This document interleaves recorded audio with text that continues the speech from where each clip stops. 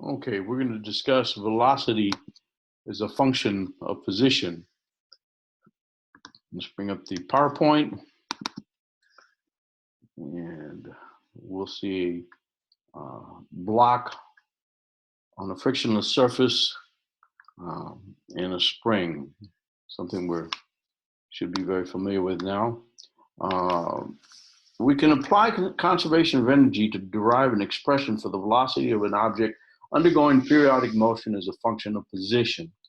Let's look at the object and figure in the figure. As you can see in the top figure, it is initially at its maximum extension A and is then released from rest.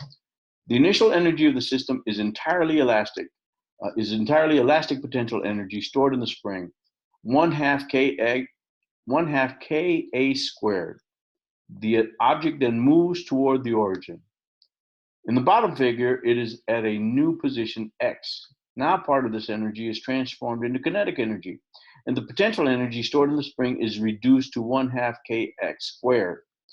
The total energy of the system is the initial stored energy in the spring, 1/2 Ka squared, so we can set the two energies equal. Let's solve for V. There we go. This expression shows that the object's speed is a maximum at x equals 0.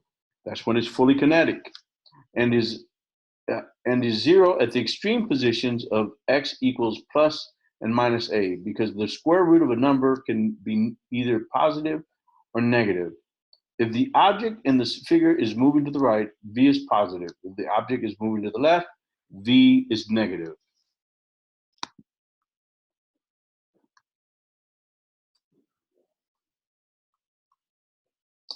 And that's it for this. We're going to go on to another section shortly. Let's stop and end.